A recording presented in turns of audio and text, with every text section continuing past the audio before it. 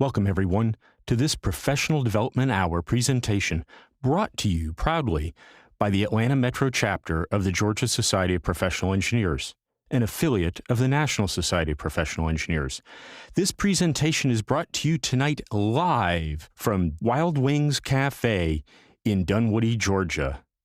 Before we begin, we'd like to let you know that any opinions presented tonight are solely the opinions of the presenter and not that of the Georgia Society of Professional Engineers, the National Society of Professional Engineers, or any other of its affiliates.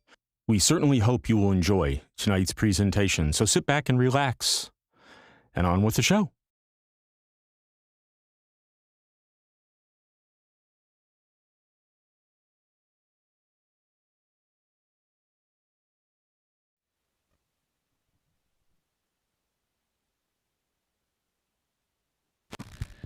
Good evening, everybody, and welcome to this month's dinner meeting of the Atlanta chapter of the Georgia Society of Professional Engineers. Before we get going, I wanted to make a couple of announcements. Announcement number one, of course, is if you're not already a member of the National Society of Professional Engineers, encourage you to join. It is the organization that advocates for the interests of engineers. Also, it's a great opportunity to get involved, to influence the direction of the profession, and we offer many opportunities to volunteer. If you're interested in volunteering at the chapter level, Atlanta chapter level, please, if you would let me know. My name is Jesus Sandoval. If you're interested in volunteering for activities at the state chapter level, that would be Roger Grabman, but you can let me know, and I'll make sure that to forward your name. Our presentation this evening is, our guest speaker is State Fire Marshal for Georgia. His name is Greg Landolt. Okay, and he's going to talk to us, speak around crowds and event safety, as well as the Georgia Fire Division. That would work. All right. Well, if you would join me in welcoming Greg. Appreciate it. Thank you. Thank you, Jesus. Appreciate it. Let me grab my drink and bring it over here so I can, if I get dry, I can keep moving. So first of all, thank you very much. I appreciate the invitation. It's my honor to be here as your state fire marshal. Occasionally people will ask me, so sir, what do you do for a living? And I'll say I'm the state fire marshal, and they say, the state fire marshal? And I say, yep, there's only 50 of us. And but I tell people in all sincerity, I'm living the dream. I love what I do, and I've been in this industry in both fire protection and in fire code enforcement since 1986, so roughly 30 years approximately. Code enforcement since 1995. I spent 21 years with the City of Savannah. Savannah Fire and Emergency Services, was a fire inspector, and then was promoted to the City Fire Marshal in 2006 and served in that capacity for 10 years. So if you've ever visited Savannah and you've visited City Market or River Street or Broughton Street, which is our commercial district downtown with our stores and restaurants and all of that, I'm very proud to say that I had an intimate part in the development of those areas of our city. Made it a thriving tourist industry around those historically restored buildings and businesses, and quite a proud legacy that I have of the community that I still live in. And I'll just speak to that as well. I was asked to be interim state fire marshal back in July of last year during the middle of the pandemic. We had quite a backlog of plan reviews and whatnot in the office. After retirement, I went to work for the State Fire Marshal's office, returning to my roots as a fire inspector in the field. Really enjoying it. Working with design professionals, architects, engineers, contractors, building owners, developers, business owners, and quite frankly, having the time of my life. Looking for another maybe 10 years. I know I don't look it, but I'm going to be 60 next month, so I was looking for another 10 years or so to hang out. And Then the pandemic came along and we had no state fire marshal. Dwayne Garris, which many of you may know, is a mentor and close friend of mine, and he had retired, I think, in 2018, end of 2018, 2019. And so I think I got those dates right. But anyways, we were without a state fire marshal, and they asked me, with my experience and background, if I would just come to the office in July and help with getting things back on track and helping with the management organization side of it. After 6 months, they asked me if I would consider staying on, and after some negotiating, I accepted that position. And part of that was that we had to agree to an arrangement, a little unorthodox in years past, but now due to the pandemic, not quite so much. But I actually telework from my home in Savannah 2 days a week, and I live in an apartment in Savannah and work out of the Atlanta office 3 days a week at minimum. This particular stint, this last 2 weeks, I'll be in the Atlanta office probably for almost 10 consecutive days. So just to give you an idea, sometimes you just have to be flexible and get the job done. But I'm going to ask a question here. I'm going to throw out some numbers. You're all our engineers, right? So this will 119. 119. Significant to anybody? Okay. Hotel fire? Look at Mr. Grabman. That's correct. December 7th, which was this past Tuesday, was the 75th anniversary of the Weinkauf Hotel fire downtown Atlanta. Okay, corner of Ellis and Peachtree. And it's about 2-3 blocks from, well, 4 or 5 blocks from where my actual apartment is located. On my shoulder boards here, you'll see that the date 1949 is on my shoulder boards and my badge. All right, 1949 was, yep, that's the side. I want to make sure I'm on the right side. 1949 was the year that the State Fire Marshal's office was formed as a result of that fire that occurred in 1946, where 119 people lost their lives. And it is still to this date the record in the United States for the largest loss of life in a hotel fire. And that's something, unfortunately, the state of Georgia wears. And there were codes across the entire country were changed as a part of this. And in particular, our office was formed as a result of that very tragic event. So, all right, thank you. With no further ado, I'm going to go on and tell you a little bit about our office. Commissioner John King, he is my ultimate boss. He was appointed by Governor Kemp back in, I guess, late 2019, mid-2019. And he appointed my Deputy Commissioner, Mark Revenue. And he is my immediate supervisor. He is the Deputy Commissioner over Safety Fire. And Mr. Chief Revenue, he's a retired police chief, asked me, he was the person that made contact with me and asked me about coming up and serving as interim. I will say this, Commissioner King, John King, from a support and providing the support that our organization needs, he is unmatched. I've been working with the office for 5 years. I've been working in a professional manner with this office for over 20 years. And he's the first commissioner that I've seen that puts the needs of the office, the personnel, and the mission ahead of all other matters that go on. What is it that we need to do? What are we obligated to do by law? What do we need to be doing for our customers in the state of Georgia, our citizens? What do we need to get that mission done? Now, some of that comes from his background. He is understand the first commissioner in the history of the state of Georgia who is of Latino descent. He was born in Mexico, American father, Mexican mother.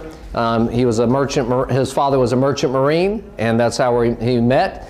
And he was born in Mexico, and as a little boy moved to South Georgia, graduated high school, went into law enforcement, and joined the Army National Guard. He is still currently 38 years in the National Guard, Army National Guard, and is a Major General in the National Guard.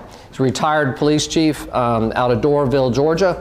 And the combination of those things really tell you that he knows about getting the mission done and giving his people the resources they need to get that accomplished. So kudos to Commissioner King, and I'm very proud to represent and work for him. All right, moving on. I also have Martin Sullivan as the Chief of Staff, and everything of importance in the office certainly has his hand involved in it.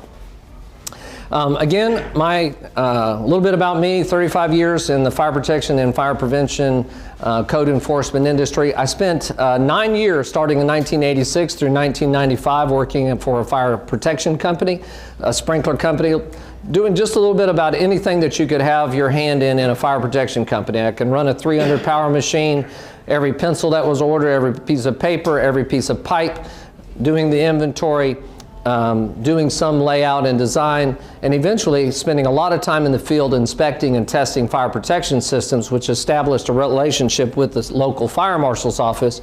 And at a time where they had an opening, I applied for that job and started with the City of Savannah in 1995. I also was volunteering as a volunteer firefighter in my local community back starting about 1990 as well. So it was a very good combination, that fire protection industry side and the firefighting side of it. Put me in a good position for getting the job. So anyway, 9 years in the fire protection industry. I mentioned these other things. If it has anything to do with the firefighters, EMT, emergency medical responder, GEMA rescue specialist, I've had my hand in some of all of those things at one time or another. Working for the City of Savannah 21 years, not a line firefighter, but fire inspector and fire code official for the City of Savannah. My certifications are all over the place: ICC, NPQ, NFPA, and Fire Inspector 1, Fire Inspector 2, Plans Examiner, Certified Fire Code Official, and so forth and so on. All right, I want to tell you quickly about my office because I do want to get to the second part of our discussion, which has to do with the crowd management and crowd control. But a little bit about the office, because in your projects, you may have an aspect of a job and you're wondering who in the state of Georgia regulates that. So I want to make certain that I cover this. So we have our Safety Engineering and Inspections Department. We have our Safety Inspections Department, Hazardous Materials, Manufactured Housing, Arson Investigations, Safety Fire Licensing, and then we also have a Public Safety Education element. They don't answer directly to me. They're actually in the communications portion of the office. But a little bit, the Engineering, Safety and Engineering Department is the historical office that most of you might be familiar with. They review life safety code plans, architectural plans in the office. They review fire alarm plans that are submitted to the office, fire sprinkler system plans that are submitted to the office. There's the two factions of that: the plan review, permitting side, and then the actual inspection side. So I have, at the present time, I think 13 inspectors or 12 inspectors at this time that are primarily inspecting new construction, alterations, and renovations of buildings. We also have a contract with the Department of Community Health, DCH for the state of Georgia, to provide life safety surveys of healthcare facilities in the state of Georgia. Many of us are familiar with Medicare and Medicaid. The Centers for Medicare and Medicaid Services in Baltimore has a contract with DCH, and we, under that contract, provide surveys of nursing homes, ambulatory surgical centers, and healthcare institutions such as hospitals and whatnot. We survey every nursing home at least once a year, ambulatory surgical centers once every 3 years, hospitals based upon requests from CMS to go out and inspect those facilities. Most of us have heard of Joint Commission in the healthcare industry. Joint Commission will come out and do an evaluation of theirs. CMS oftentimes asks us to do a validation survey to basically verify the code compliance issues that were identified. All right. I have also in our Safety Inspections Division the section of our office that handles the other systems that you may be familiar with, such as boilers, elevators, escalators, sidewalks. Those are the common things that you might find yourself involved with. But we permit those, license those, inspect those, and regulate the individuals who perform those inspections as well throughout the state of Georgia. That unit also is responsible for doing inspections on amusement park rides and amusement rides in the state of Georgia. I don't know that that would get so much into your line of work or not, but it's possible. So every carnival that moves around the state of Georgia, those rides that people get in, my office is responsible for inspecting those once per year at least, and then we follow up on complaints, and we get referrals on the setup of those as they move about the state. If they look to be done in an improper manner, local inspectors will notify us, and we'll come out and do a follow-up inspection to make certain that they've been properly set up for their in accordance with the manufacturer's specifications. In addition to that, amusement parks such as Six Flags, Wild Adventures, and so forth and so on, where they have those fixed in place types of rides and amusement rides, our inspectors inspect every one of those once a year just to ensure that they're being maintained properly and repaired properly. Also, I have my hazardous materials unit. We have people that are specialized in the regulating of the fireworks industry. Close proximate audience fireworks that take place in concert stadiums, arenas around the state of Georgia are licensed out of our office. We also are responsible for propane, the bulk propane filling. If you take a 20-pound, 35-pound, or 20-gallon cylinder someplace to get it filled, we regulate that licensing of those facilities and ensure that they're being done properly. And along with that, self-service gas stations, I think we are at 35,000 of those in the state of Georgia. We license every one of those. And in addition to that, anhydrous ammonia, there's other types of hazardous materials that we're responsible for. Above ground storage tanks of flammable and combustible liquids. We permit tanks over 660 gallons in the state of Georgia. That falls underneath our office as well. Let's say you have a generator that has a base tank in it, a day tank in it that's over 660 gallons, it's going to wind up having a permit from our office. All right. Blasting explosives, that's something that probably on the north end of the state far more familiar with, but quarries, blasting for trenching, our office regulates that industry. We license blasters. If they happen to have magazines for storage of that material, we regulate those as well. We work together hand in hand with the ATF on the storage magazines of blasting and explosives. Along with that, we have seismographs. Our people are trained on how to use those because we end up doing a lot of complaint investigations because for some reason there's an odd relationship between when you put a hole in the ground to get granite or something out of the ground, people like building houses around those holes. So then they complain because there's this loud noise coming from that hole. So then they complain that they've got cracks in their walls and so forth and so on. So we have to actually do validation seismograph work there to ensure that they're within the proper limits of that industry. So another one that is foreign to a lot of people is manufactured housing. There are 9 manufactured housing facilities in the state of Georgia. My office under a HUD contract is responsible for inspecting every frame, if you want to call it, that comes out of one of those 9 plants. All right, so I have an inspector that has to put eyes on that somewhere during its construction, and if all goes as planned by early next year, I will have increased our staffing from 6 inspectors traveling between 9 plants over South Georgia to 9 inspectors, 1 per plant, so they can basically be there 5 days a week, staying on top of that industry. Most of us would not be happy if we found out that we saved up our hard-worked, hard-earned money. We went and found us a home. We had it, we contracted with somebody to build it for us, and we found out that the local inspector only came out there 1 time during the entire time it was being built to inspect it to ensure it was done properly. Most of us would not be comfortable with that, and the Commissioner of Insurance and the Deputy Commissioner made that a priority to get us some proper staffing in those plants. But so by the 1st of next year, I should be able to have at least somebody in each one of those plants. And then there's the dealer lots and there are the installers, and we license all of those too to ensure that when a manufactured home goes from the plant to the dealer lot, it doesn't get altered because it's under a HUD approved plan. And if somebody modifies it, they can, one, structurally undermine the chassis or the frame of it, and they can also alter one of the systems, because in the plants, electrical, mechanical, plumbing are installed in the plants, and they're done to a HUD specification. If somebody messes with that, they could make them basically ineffective or unsafe. So we go to the dealer lots to ensure that they're not being modified and that they're being maintained in the way they were designed and built. And then when they go to the installers, take them to the field and install them in somebody's property, we're responsible for following up on that industry as well. Right now I have one part-time person and one supervisor over the entire state of Georgia trying to manage that. So we put in requests for additional staffing there as well.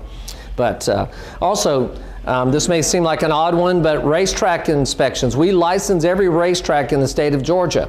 So basically there is a particular statute that regulates the racetracks. We actually just rewrote the rules and regulations as they pertain to racetracks. They had not been touched in over 30 years, and we made that a priority when I got here, and a committee of our inspectors got together and worked for 3 or 4 months to rewrite those regulations. The industry's changed drastically over the last 30 years, and it was well overdue. But basically, we do, again, we inspect those facilities once a year, and also, if there's a major accident with serious injury or a fatality at any one of these tracks, we also perform investigations of those to determine what caused that and ensure that those matters are being addressed. Arson fire investigations. My office is responsible for providing arson and fire and explosion investigations throughout the state of Georgia. We are responsible certainly for any fire explosion that occurs on state property or in state-owned buildings, but also we provide support throughout the state of Georgia to local fire departments. And the vast majority of the state falls underneath our jurisdiction from a code enforcement standpoint. And in those communities, we're also responsible for investigating the causes of fires where they occur.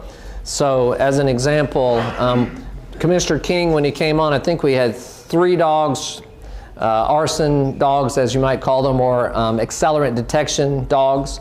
And we're now up to 6, and we have a 7th one that'll be here in March.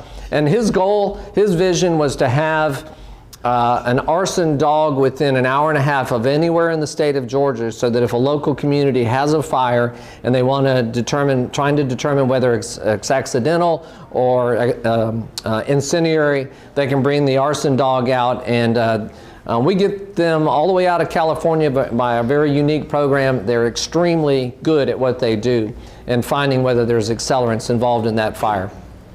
Okay, and lastly, the arson unit, and this is something new that we got cranking up, is that we've really expanded the arson. They are post-certified law enforcement officers, okay? They are gun toters, okay? So when we started having problems with unscrupulous contractors, with fraudulent contractors, unlicensed contractors, whether they're installing, setting up mobile homes, and you know, they can charge $3,000 to $5,000 to set up somebody's manufactured home, don't do a good job, the home begins to settle, fail, get cracks in it, the systems don't work, and then these people, their hard-earned money has gone, you know, has been wasted. Then they have to pay a legitimate contractor, installer, to come back and undo that work and get it right. So we'll go after them with our investigators and pursue them legally that way as well. Same thing for unlicensed sprinkler contractors or fire extinguishing companies. And we've done this over the last year, 15 months since I've been there aggressively. The days of just hand slapping somebody and say, hey, don't go do that again, are gone. We're just not going to play that. And from Commissioner King all the way through the last man, this is something about protecting the citizens of Georgia that we take very, very seriously, very seriously.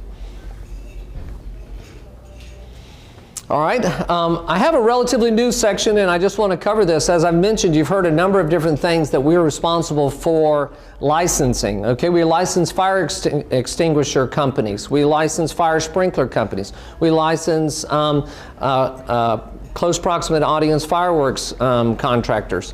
We license the dealers, the lots, the manufactured housing.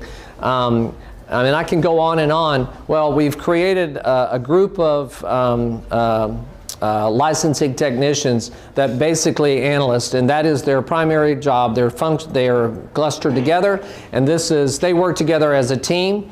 And we've recently added something called CitizenServe, which I'll talk on that in a little bit. But CitizenServe is a software program that ties all of these together. Whether you're getting a building permit, a sprinkler permit, a fire alarm permit, an elevator permit, a boiler permit, an above ground storage tank permit at a particular site.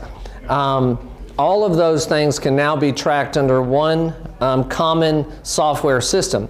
Historically, previously, prior to this year when we implemented this software, each one of these was disconnected and separate, and you literally had without calling somebody, you had no way to know that somebody else that sat 30 feet away from you in the office was working on the very same project. Okay, and this, it's the way it had been forever, and as a part of the Commissioner King's efforts to modernize the office, this was one of the first priorities. Anything else on there? Yeah, we do blasters, and I forgot to mention them. Okay. And again, fire safety public education is a very, very serious part of what we do. The catchphrase in the industry today is community risk reduction. So if you know people that are in the fire service, and you may see this in the news or through other media, but community risk reduction is basically where we take the data that comes from our fire incident reporting system, and we use that to help guide us or direct our educational programs. So as whether it's talking to children or talking to adults, talking to people that are involved in specific areas, such as they're going to fry a turkey, or they're bringing a Christmas tree into their house, or it's about smoke detector programs, or talking with children about how to have exit drills in their home. We take the data that comes into the office, and then we look at that, and then customize our communications programs towards targeting those particular messages. And then when data moves in another direction, cooking on, fires on stoves, then we'll target that as well, and until we start seeing changes, positive movement. A little bit about me. If you go back in my career and you ask anybody that I work with, this is what I feel is important about my vision for the office. It is what I share with my staff and what I want them to communicate and take out into the community across the state of Georgia. It's about relationship building. It really is. At the end of the day, I feel like that's one of the most important things. Now, when I was fire marshal and fire inspector in Savannah, we had an inspection program where we'd go to every bar and every restaurant and every hotel. We had a very good program. But at my best, I might be there once or twice a year, okay, to have an opportunity to talk to somebody. I would rather build that relationship with that person so that they know me by name and I know them by name, and we know something a little bit about each other. And I've helped educate them about the concerns I have with their business, because I want them to be successful, okay? I need them to be successful. I'm in government. Their tax dollars, their customers' tax dollars are what pay for me to have my job, okay? And but those other 364 days, they're on their own. And I really depend on that relationship. If something happens, they have a question, or they have a moment where they could do something that might be more profitable to them but not necessarily compliant, I want them to think about the fact that, I don't want to see Craig and have to explain to him that he told me differently and I made a bad choice. And I truly believe that in many, many cases, that has helped over the years with the people that I've worked with. Now, I don't know how many of you are on Facebook, but if you were to take a look at my Facebook account, you would see many of those people are friends of mine on Facebook. They're architects, yep, even some engineers, go figure, business owners, property owners, developers, they're all on there, because over the years, they would call me and they said, Craig, you know, you taught me how to calculate my own occupant load. And you taught me about how to calculate my exit capacity. I'm thinking about taking those pool tables out and moving in some more tables and chairs. But I think you told me that that's going to increase my occupant load, and I want to make sure that I don't exceed my exit capacity. So would you come down here and walk through my numbers with me and see whether or not I've done it right? I mean, I promise you I've had those conversations with people because I felt like that was so much more important than just coming in there and writing citations and beating people up. Okay, but I think I can move on. But team building, I think it is about team building, both internally in my organization and also across the aisle, if you want to call it. We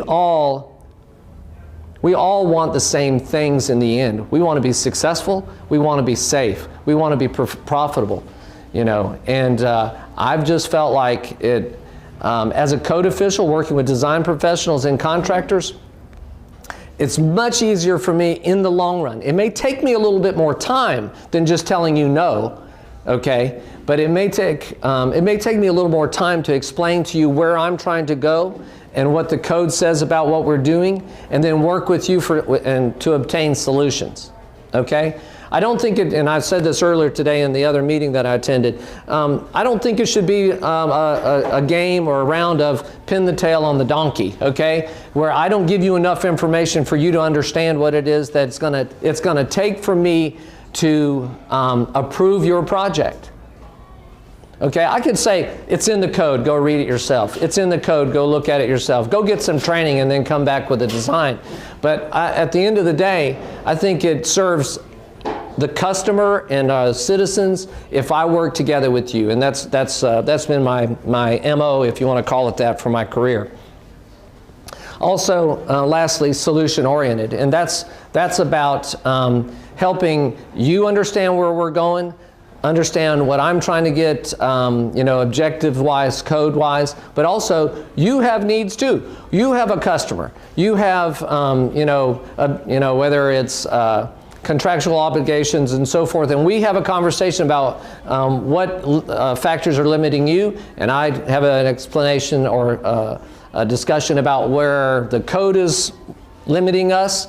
And then we try to find a common ground where we can make everybody happy as possible. Okay, safe. All right, some of the things that have happened here in the office. We have a brand new website. One of the things that we're working on right now that initially when it rolled out, we removed the archive list of our 120-3-3, our rules and regulations, where we at the State Fire Marshal's office modify the adoption of the codes that we adopt. If you're not familiar with those, please speak to me afterwards, because you need to be. If you're practicing in any official professional capacity in the state of Georgia and you are relying upon fire codes in what you do, then you certainly need to know, you need to be familiar with 120-3-3. Excuse me. That is where we adopt the fire codes, the minimum Georgia fire safety standard. It is where we modify them and we identify what additions are enforced at this current time when you're designing or a building or project. So that's very important. We also, I mentioned to you about the Citizen Serve. If you go to our website, there's a link to the Citizen Serve portal. I'll have a screen image of that later on. And then we've gone the way of digital plan review. So basically no paper plans are coming into the office at this time. I am in the final death throes of scanning the decades of plans that have accumulated in the State Fire Marshal's office over the years that have to be by law archived.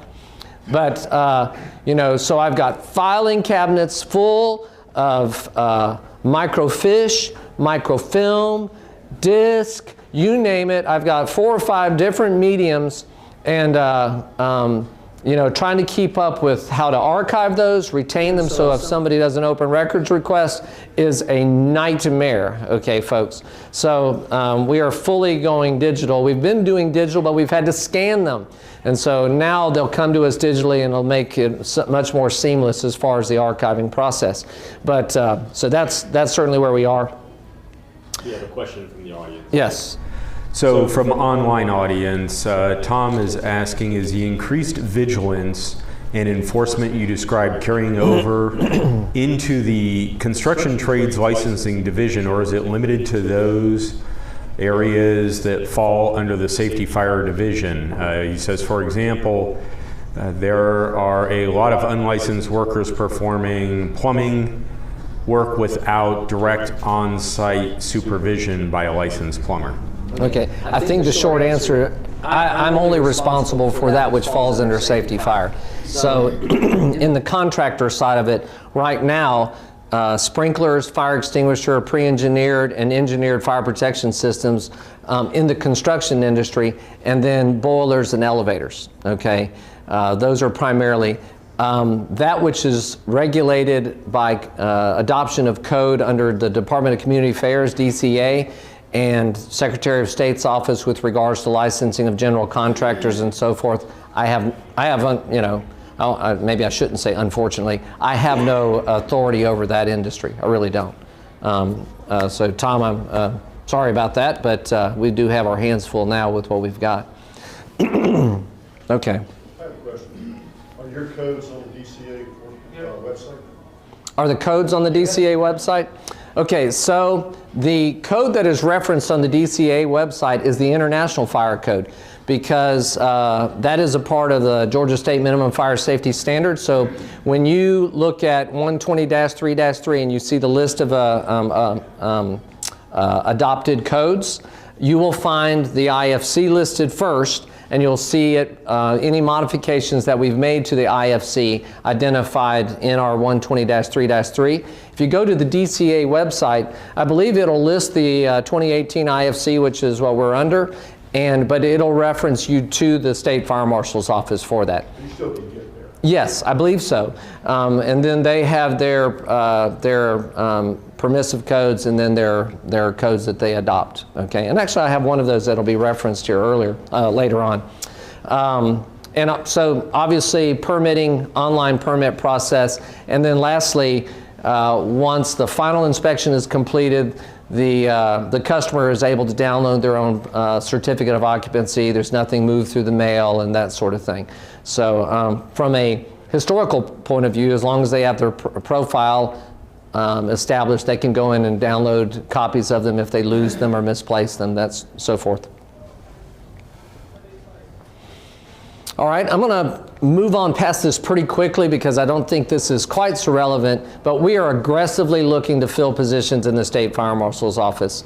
When I started in 2016, I was the 18th fire inspector hired for building inspectors for the state of Georgia. When I took my position as interim in July of 2020, we were down to 12. I was the 12th. That's 12 building inspectors for 159 counties in the state of Georgia. I'm not going to go over all the other positions for the moment. You can see some of those up there. But let me just say it this way, and this goes back to our 1949 and our 1946 and our 119 and the Weinkauf Hotel. Okay? The reality is, with 12 inspectors, 13 inspectors, I think I've just added one, you can't have an existing building inspections program. That's the reality, folks. You just can't. I can barely keep up. You got 21 work days in a month, right? Okay, it's all we can do is to keep up with the CMS surveys and our new construction and our alterations, and then we get complaints and we investigate complaints. For the most part, buildings under Title 25-213, which I think I have a slide on that maybe later, but basically buildings presenting a special hazard in the state of Georgia, I don't have the staff to inspect those. I've asked, our front office has gone across the street and is asking for an additional 11 positions in our building inspections unit. If I can get those 11 people, I can start an existing program. So building inspection program. So what I'm talking about is daycares with 7 or more, personal care homes with 7 or more, schools, kindergarten through 12th grade, colleges and universities, private and state owned in many cases, hotels, dormitories, apartment buildings 3 or more stories in height, assembly occupancies, 100 more like this with alcohol, 300 more without alcohol, churches or religious institutions that seat 500 or more in their sanctuary or worship center. Mercantiles over 25,000 square foot. So you drive out in the middle of the state of Georgia, away from any of your metropolitan areas, and you see a Walmart. Okay, all of those across the state of Georgia. Those are the general categories, and then any building that is more than 3 stories in height. Okay, all of those are buildings presenting a special hazard based on Title 25, that official code of Georgia, Title 25, and I don't have staff to inspect them. And I can tell you that unless there's been a complaint or alteration or construction in one of them, they haven't been inspected in 10, 15, 20 years, okay? And that's just a catastrophe waiting to happen. I knew that when I took this job, and I'm just hoping that with the leadership that we have, and we can get some help from across the aisle, and when I say across the street, that we can prevent Georgia from being another situation like we had at the Weinkauf, that we won't be an embarrassment because we allowed something to happen in our state. So anyway, I'll move on from that, but we are aggressively trying to recruit people and grow the ranks of the office. Tom has just a quick comment too. Yes. He says, thank you. I hope your office's initiative, efforts, and results are contagious and spread to other areas of our state government. Thank you, Tom. I really appreciate that. Thank you. I say returning to our past greatness, implementing an existing building program, I just referenced that, increasing staffing levels in all sectors. When I started in 1995, and I just told you what happened when I started in 2016, right? How many people were in my office? There were approximately 40 building inspectors in the 90s. There were like 32 inspectors and like 8 supervisors. Do you think we've had growth in any of those buildings that I mentioned to you a moment ago in the state of Georgia in the last 25 years? Okay, exactly. In fact, at this moment, if I were to get those people, I would spend the first probably 3 to 6 months just surveying the state of Georgia to identify what buildings we actually are responsible for. We estimated between 40 and 50,000, but we really don't even know. It's that sad, folks. All right. I mentioned that. I'm going to move on. One of the incentives that I put out there is I just turned in 2 weeks ago a certification compensation program because, you know, a starting inspector in our office is, the pay is $42,000. Some of them, hazmat's like $45,000. Okay, and I'm going to say this, and you know, I know I've got an audience out there that may go on for perpetuity since it's being saved on the internet, but at an earlier point in my career, I was going through a job reclassification study, and they had the Carl Vincent Institute of Government came in, and they sat down and interviewed you. What do you do? Who do you work with? Who do you interact with? What are your responsibilities? So forth and so on. But they will ask one question, asked all of the staff the same question, and everybody had the same answer, without collaboration. What's the worst thing that happens if you make a mistake? And the collective answer was, a lot of people die. So a gal that's working, making $42,000 a year, can go into a bar like this, make a mistake, like happened at the Station nightclub fire, and 100 people can die. And you think about that in our industry, y'all are in that boat, architects are in that boat, an airline pilot like the man that was flying the plane I was on yesterday, captain of a ship. I mean, there are a few industries out there where one person can make a mistake and a lot of people can lose their lives. But usually they're compensated differently.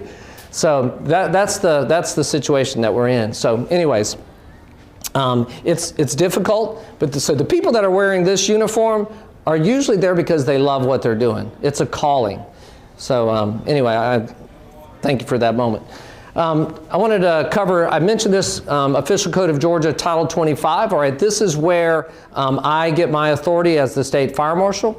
It talks about the authority of local jurisdictions and state jurisdiction. I just want to spend a quick moment on this. If you're ever wondering whether this building belongs to the state of Georgia, the project you're working on, I would start with your local jurisdiction and say is based on Title 25, so you'll throw that little catchphrase at them. Based on Title 25, is this a project that I'll need to send to the state? Because if they don't know, they will say, and many times they don't, at least you've asked the question, and now that may prompt them to do some digging. Okay, and then if you're not satisfied with the answer you're getting, and maybe it doesn't jive with what I'm going to tell you in a moment, then you can reach out to one of my inspectors or my office and get validation or confirmation. Okay, so if your municipality is population greater than 45,000, then you're mandated by law to enforce the Georgia State Minimum Fire Safety Standard in your community. In the 90s, we called it the Big 10. There were like 10 municipalities in the state of Georgia that qualified. I think we're more around 20-ish or so now. Municipalities with populations greater than 45,000. Title 25 also states in 25.2.12 that if you're unincorporated county, so take your county, subtract your populations of your municipalities, and with what's left, if that population exceeds 100,000, then they're mandated. Okay. So all the rest of the state of Georgia, by law, falls to me, falls to the state fire marshal's office. That's why when I say the vast majority of the state falls to us. Under 25.2.12.1, we have a mechanism where if those jurisdictions that are below those limits, they can request to be deputized by my office. They can be request to be deputized. So we establish minimum training and qualifications. They can request to do nothing but existing buildings in their community, and there are about 120 or so that have taken on this additional responsibility to help give us some relief. They can also, if they, again, have training that makes it appropriate for them to do plan review and inspections of new construction, they can be deputized to do new construction as well. And lastly, arson investigation as well. We can deputize them to do arson investigation in their local community. But now lastly is 25.2.13, which is the list of the buildings presenting a special hazard. I don't think I listed them here. I'm going to go on to the next slide. This is the 25.2.12C, which basically describes those buildings on that list that I described. If they're in the mandated communities, the larger than communities, they're responsible for doing the all of the duties that I described a moment ago, with the exception of certain buildings, and those are ones that are owned or occupied or operated by the state of Georgia. Also, we always retain responsibility for the health care that I mentioned. So if you're in the Life Safety Code, Chapter 18, Chapter 19, Chapter 34, okay. So that would be like your nursing homes, always ours. Ambulatory surgical centers, your healthcare occupancies, obviously, hospitals, they are always retained by the state of Georgia. Assisted living facilities, which is a higher level of care that was established 4 or 5 years ago by DCH, those are under our responsibility and authority. So let me do a quick rundown. On, let me see, did I do that slide twice? I might have, by the way. Sometimes that happens. These are the responsibilities: conduct fire safety inspections of existing buildings and structures, review plans, and issue permits, conduct inspections, issue COs, and then the other was doing the inspections, the investigations of fires in their communities. Now, the list of the occupancies that I ran off the other day, those are the buildings presenting a special hazard. So with the exception of the healthcare and the state-owned and operated buildings, mandated jurisdictions would be responsible for that list. Below that threshold, they fall to us. Okay. We also deputize some, and I have a slide here, we also deputize, how many of you have ever worked with the Georgia State Finance Investment Commission? GSPE is the short. Sometimes if you're working on state projects, they're managed by GSPE, and sometimes if you're involved with a project like on a college or state college or university, Board of Regents project, you may interact with GSPE, okay? The State Properties Commission, similar to GSPE, but they primarily work with rented properties that state offices occupy rental properties that need renovation, they handle those. And then we deputize local fire marshals like I described, and we also deputize state inspectors, such as with the Department of Juvenile Justice, with the Department of Corrections. We've deputized some of the staff at the University of Georgia because they have hundreds and hundreds of properties, and so we deputize this. And by the way, the deputizing occurs every year. So they have to reapply each year, demonstrate their credentials and their CEUs so that they can continue to effectively represent my office. This is a short list, basically of the common codes that we use in the state of Georgia. And somebody asked me if that's all of them, and no, 120-3-3 lists all of the NFPA codes that the state of Georgia has adopted in what edition and if they are modified or not. I'm not going to waste too much time with that because we have other things to discuss. This is very important. If you go to the DCA and you look at their amendments for the building codes, and you go to the 120-3-3 and you look at the amendments to the fire codes, you will see this table in both documents. Back in the early 2000s, a committee was formed of building officials and fire officials and design professionals, and they all came together and this committee convened, and I think it came out in like 2003, 2004, this table. Because if you were involved in code enforcement in the state of Georgia like I was, there was a lot of confusion about which code do I apply to the means of egress in a building. Well, there used to be the old adage that, well, whatever's most stringent. Well, that's so subjective because, you know, what's more subjective here? I mean, what's more stringent, okay? That's, you know, everybody has their own opinion about what might be one way or the other.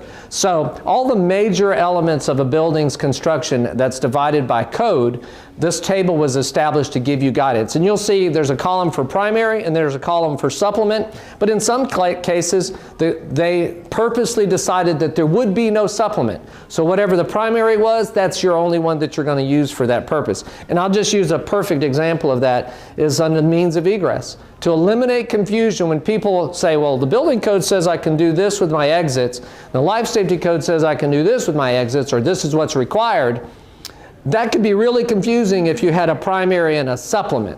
So there is no supplement. We use the life safety code for our means of egress requirements, just to eliminate confusion. But this has been out there for a very long time, so if you're involved in one of those systems, you certainly want to be familiar with this table. All right, we just went through a hearing process with our rules and regulations. The hearing, there were a number of things, and I'm just going to briefly go over them. We established, most of you are familiar with the ISO community classifications. Your fire departments put it on their trucks, ISO Class 2, ISO Class 1. Okay, some of you are not so familiar. Your insurance for businesses and residential are affected by that ISO class. The lower that number, it has an effect upon your rates being reduced. Okay, if you have a Class 9, a higher number, then you're going to pay more from that portion of your homeowner's insurance or business insurance based on that ISO classification. All we've done is we've established an appeals board that will be, that I'm responsible for managing. So if a fire department has a dispute with ISO about the classification assignment number that they were given, they can appeal that to our office and then I can arbitrate that. Probably not too important for most of y'all. I told you that, no, I'm not sure I did. I completely rewrote the racetrack rules and regulations, as I think I did say this. So it has been sitting for 30 years. So we've got those. Those went through without any modifications. So as soon as they go into effect, which should be in January of 2022, revisions to elevator rules and regulations. Door lock monitoring is one of the things that we're putting in place. This will be retroactive to existing elevators as well. that basically if the doors of the elevator are open, the equipment can't move, okay? It shuts that equipment down. Now, that device can be jumped out, but what we no longer want to have is a situation, unless the brakes fail because of overloading or poor maintenance, but basically when that car door is open, that car is not capable of being moved by the equipment itself, okay? The automated portions of the equipment. All right, also, it was already in the code, but it was being missed, and I'm just going to mention this, and that's the video monitoring of the inside of the car, and also a digital display for those who are hearing impaired to know that if they press that call for help button, that there is a digital display there that lets them know that help is on the way.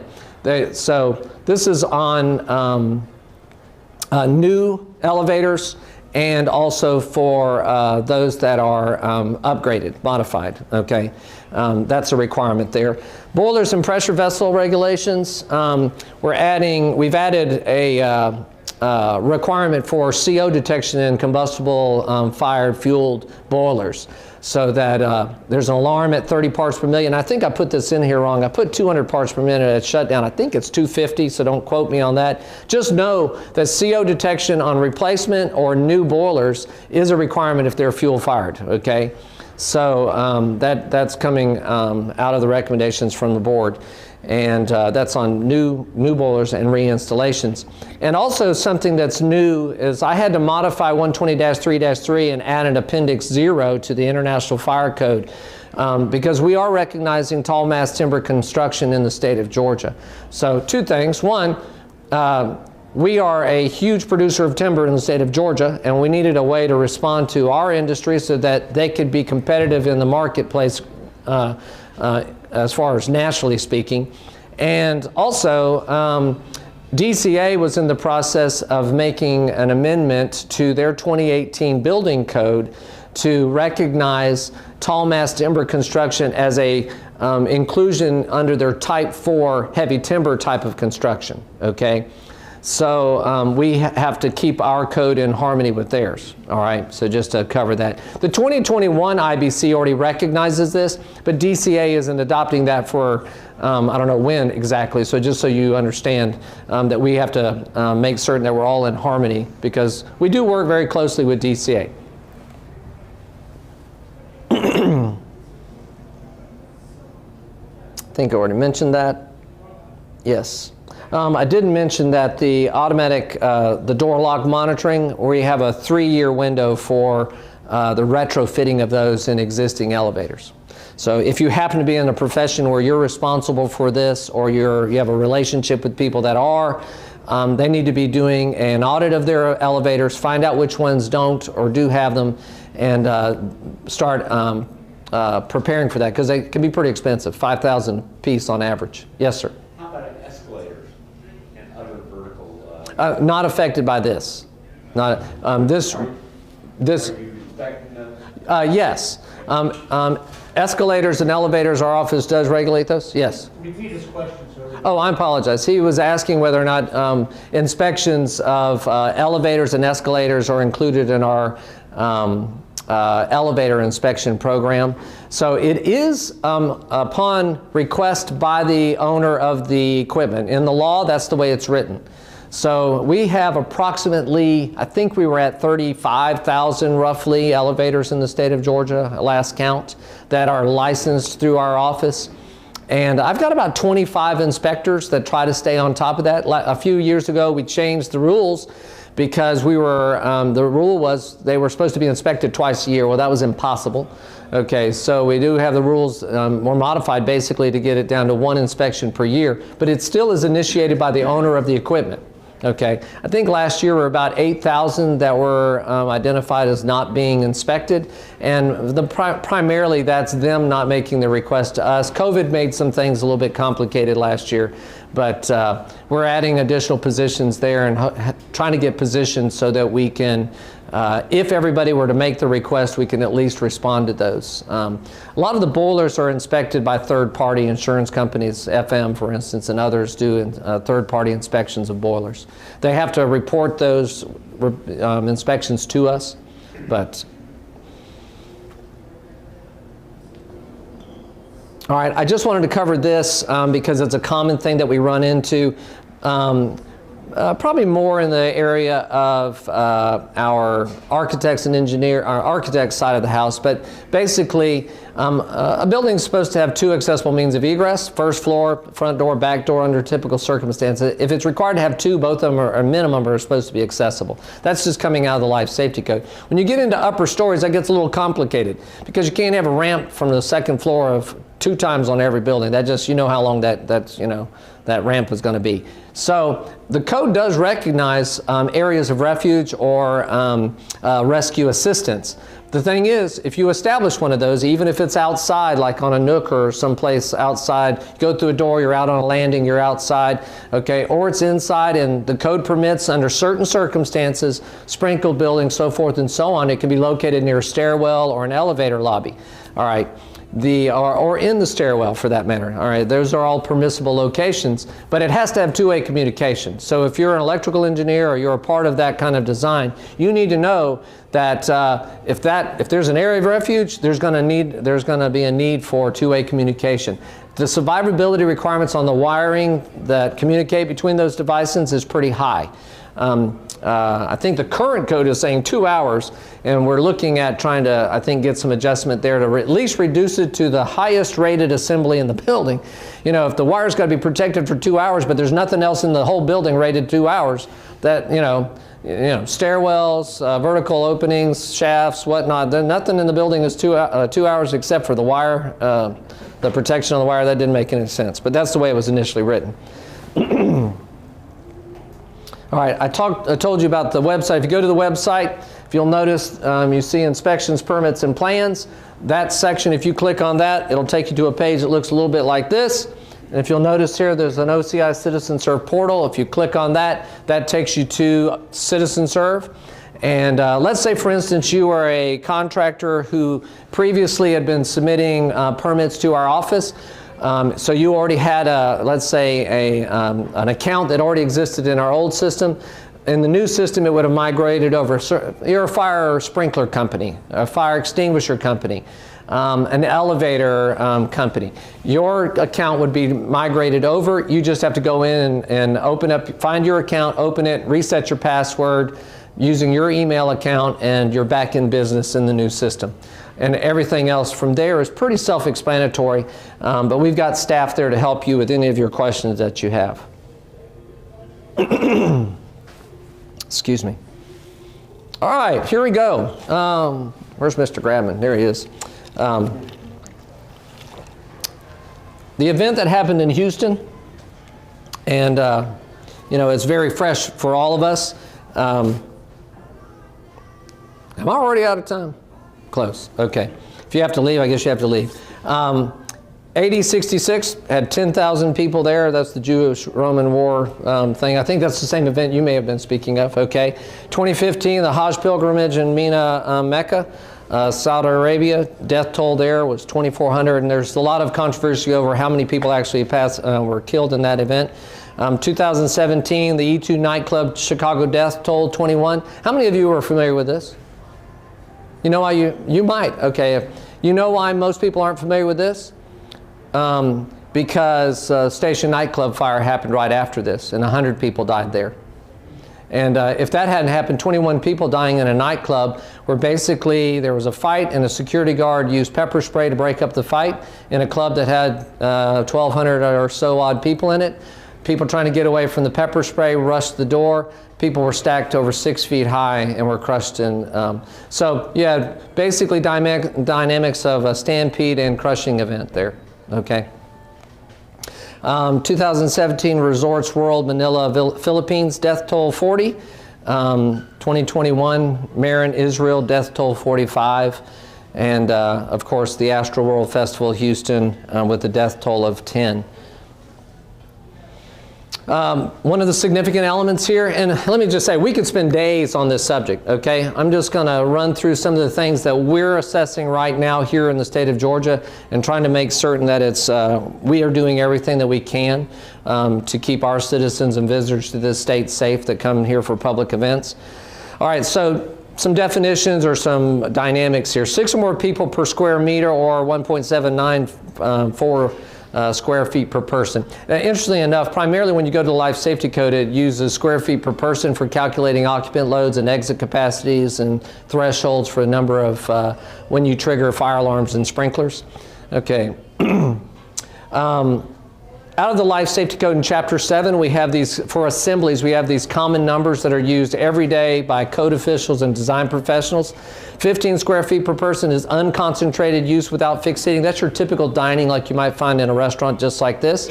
7 square feet per person, which is a more concentrated use, more common to your nightclub type environment where you've got a little bit more dense group of people. And then 5 square feet per person, much more common in dance floors and that type of where you've got you've got purely standing room and people are much closer together for whatever reason they may be congregating like that.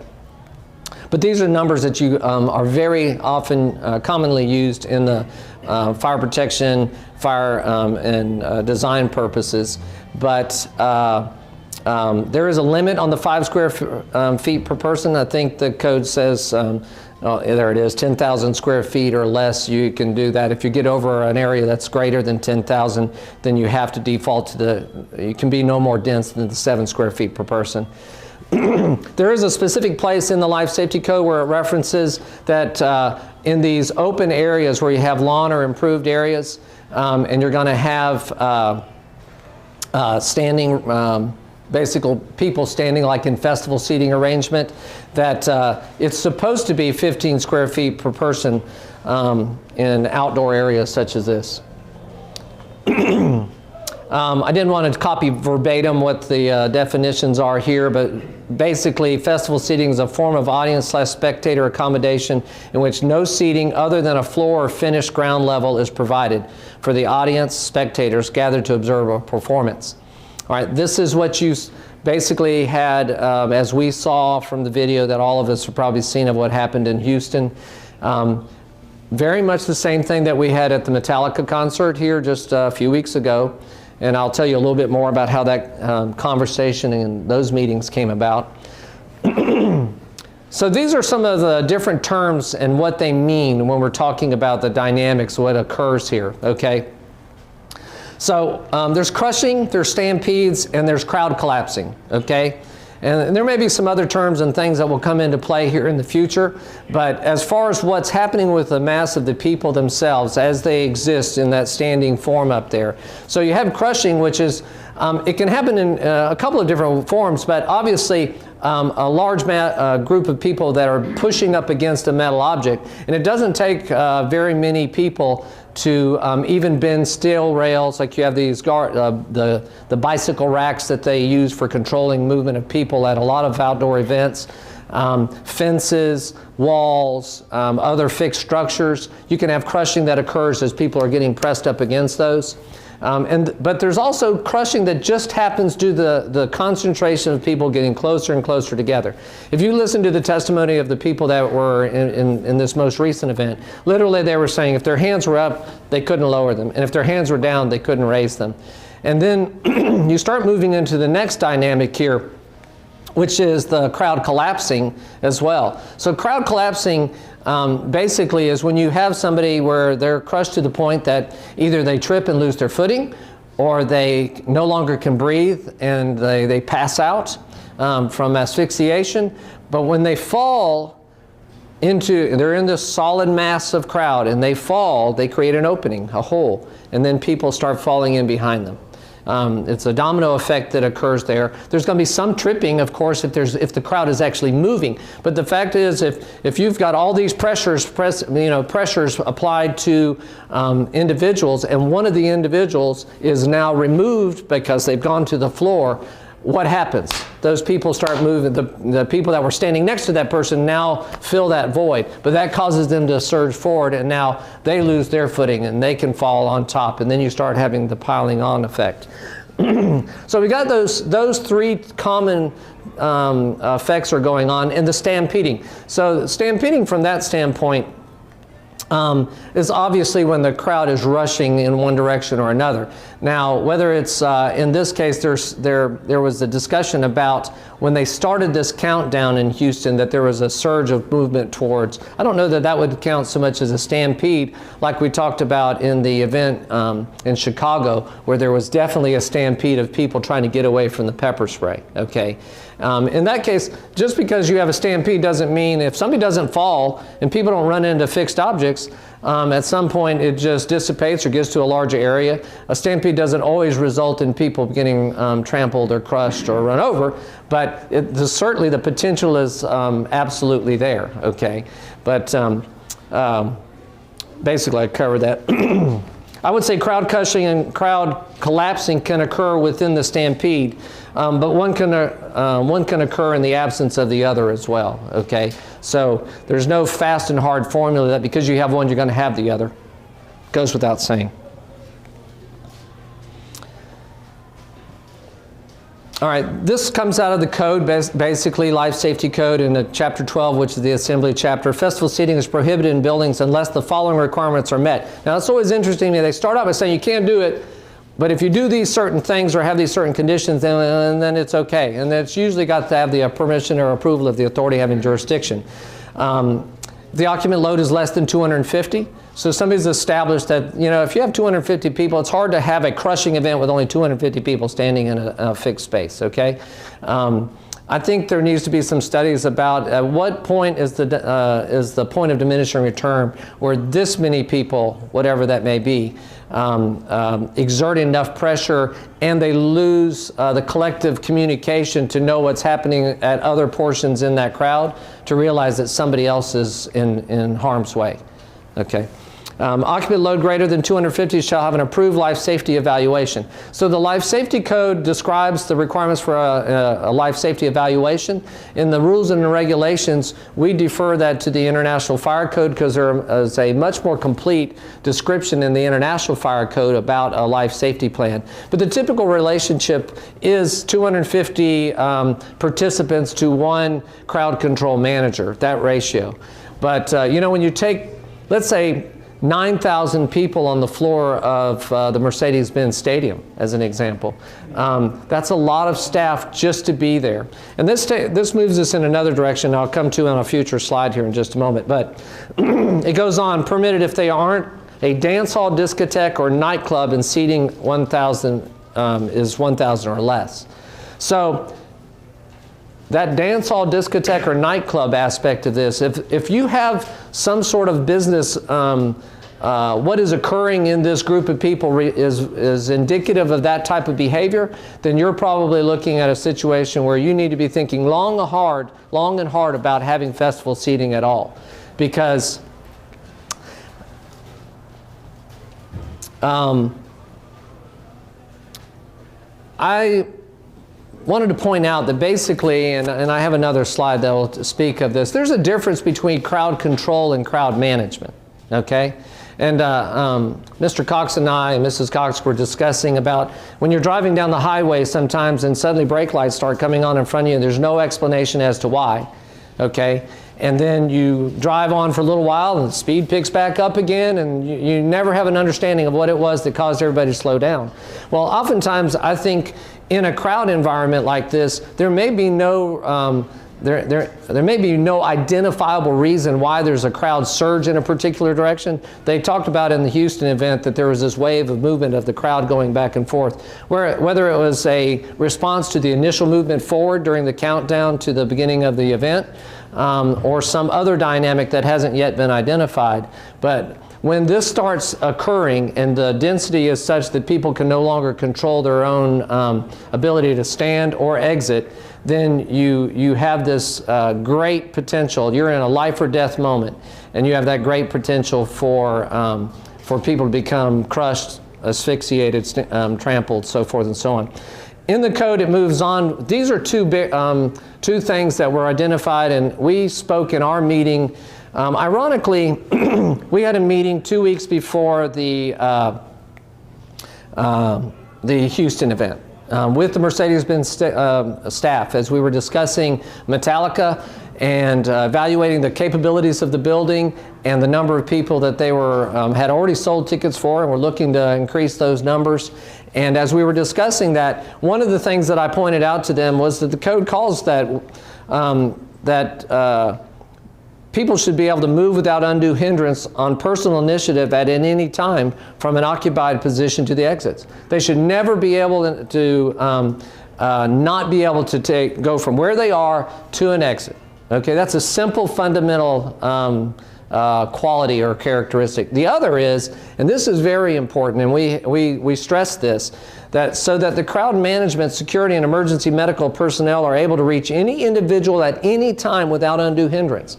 And if you saw in the Houston event, the emergency responders coming through with the carts, the challenges that they were facing, you know, at Mercedes-Benz we discussed, because there's low lighting, night vision goggles, the ability to use infrared cameras and whatnot to see into the darkness to see what's going on. And also, how are we going to move effectively, get emergency responders wherever we needed to into that crowd. And when you start applying this dynamic, this requirement, you can understand why festival seating, in my opinion, I'm going to be careful here, but in my opinion, it's going to be difficult to justify that based on what we know. It just is. We're going to be looking at that very, very closely as we move forward with that in the state of Georgia. My personal experience, 21 years, basically St. Patrick's Days in Savannah, high density crowds on the streets. I've been responsible for identifying what an occupant load would be for River Street, what the exit capacity of River Street would be, City Market. Also, we had a number of other festivals and concerts that I was designated to identify what the number of attendees would be in those events, and also in our buildings. So I've for basically 25 years, 26 years, have had a lot of opportunity to see it on smaller levels all the way up to 20 and 30,000 people. And now we're just basically taking a look at similar situations as they might occur. I do want to say this, and this is not to speak disparaging of law enforcement, but I believe that there's two different perspectives when we talk about crowd control from the standpoint from a law enforcement perspective. Initially, what does it take if we have to move a group of people that maybe are less than cooperative from this space into that space, for instance, okay, versus crowd management, where we're trying to put intrinsically in place systems so that during an emergency, people are able to move from point A to point B, from the place of jeopardy or harm to a place of safety, freely and safely, as the code intended our means of egress elements to be. Okay, and oftentimes we've not had, I've been called many, many times out at 2 in the morning to go to a location because the police officers there were concerned about overcrowding, and when we actually counted the number of people in the building, they were well within the safe parameters established by code.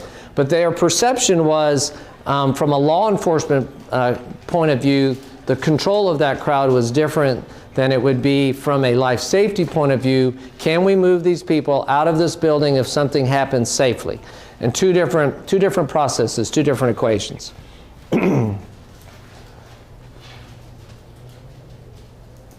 All right, crowd managers are intended to assist in giving instructions to facilitate an orderly evacuation. They have to be able to communicate. They have to be able to be seen and heard. So that's a combination of when an emergency occurs, those people who are in positions of authority and able to cease the entertainment, cut it off, raise the lighting, so that everybody is aware that something unusual is happening here. Why did they stop the show? Oh, because we have an emergency occurring. And then crowd managers step in and say, everybody, we need you to move in this direction, we need you to do this or that. Some other, these are all observations. Crushing can occur even when no fixed object is present. Many times people just thought that that only occurs when there's some fixed barrier that they encounter. That's not the case.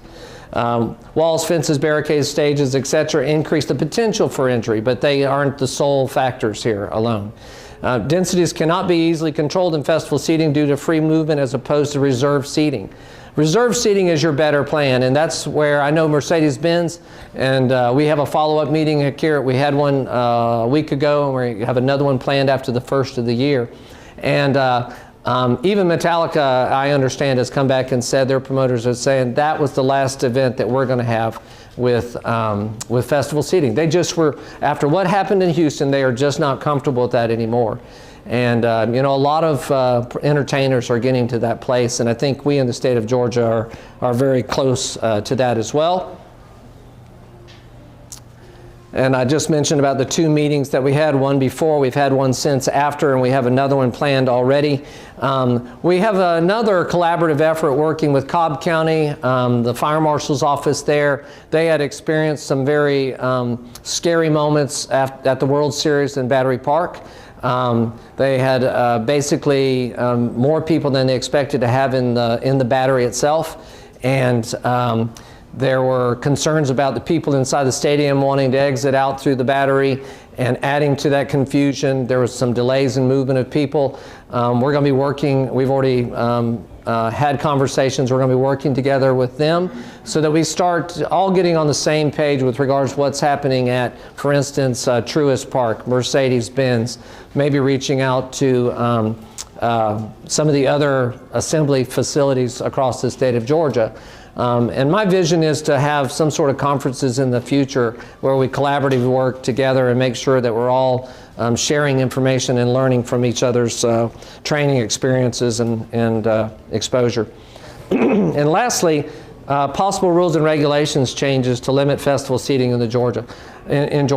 Are there places where festival seating is appropriate and safe? Yes, I think absolutely. But we need to establish that clearly.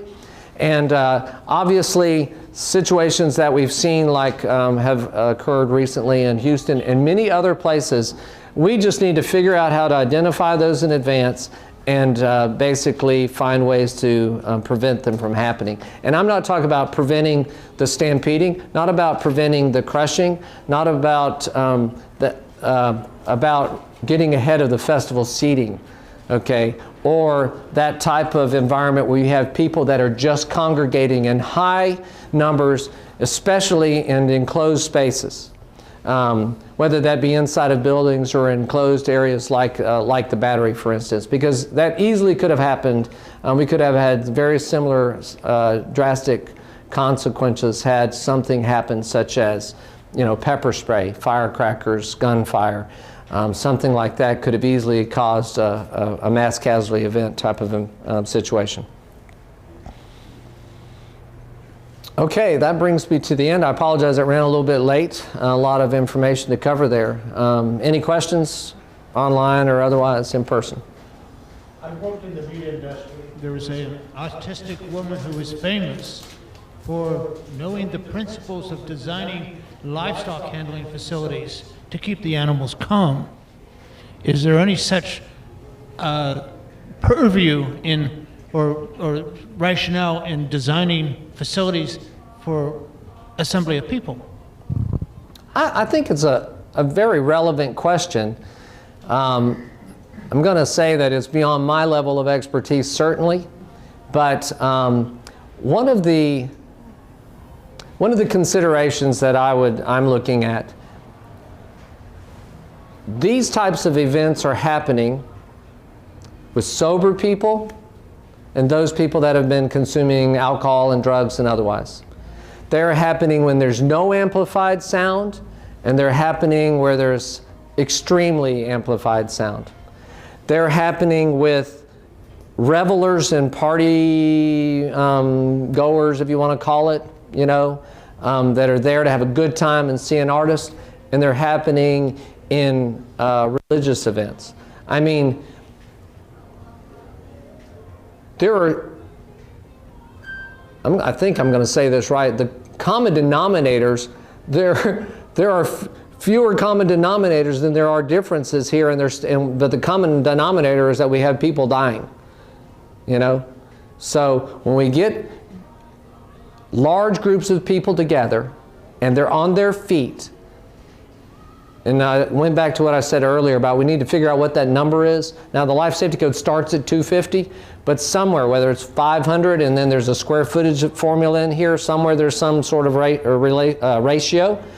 But the potential there were when they're on their feet. Now when they're in chairs, you know, on fixed seating, it's totally different. Now you could have an issue where you have a mass evacuation due to some requirement for people to exit the building, and then they're in the aisles, and then the aisles have some design flaw or otherwise issue, you know, bottlenecks and whatnot. That does happen. But yes, and the life safety code goes on to say that when you have densities of 2 square feet per person, you have ineffective movement, basically. That person has to move in order for you to move. And when you're there, now you're in trouble, okay? Because that means everybody on the peripheral has to move away in order for people by layers to basically move from the space. And effectively, when somebody's dying on the inside, that doesn't happen. But it's a very good question, Roger, it really is. That's where I think, you know, people in the fire protection industry, people that can, you know, I've seen a lot of modeling on just evacuating buildings, but those are normally not in the kinds of densities that we're talking about. Until we have more, my inclination is to lean towards finding those large facilities that want to have festival seating and trying to find ways to avoid that. I mean, quite frankly.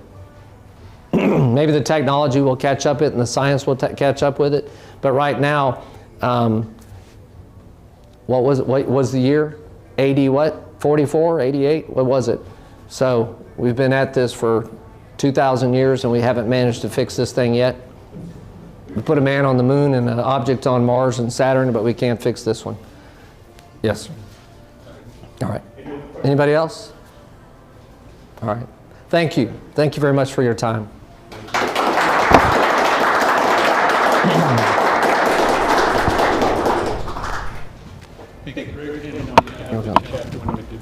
Oh, thank you so much. I appreciate that. Thank you. You're welcome. I hope you can have me back. Thank you. All right, gentlemen. Ladies and gentlemen, I don't have any other announcements. I wish you all happy holidays. We will meet again until next year. Again, encourage you to join the organization and find many opportunities to volunteer and help grow the profession. Thank you very much and good night.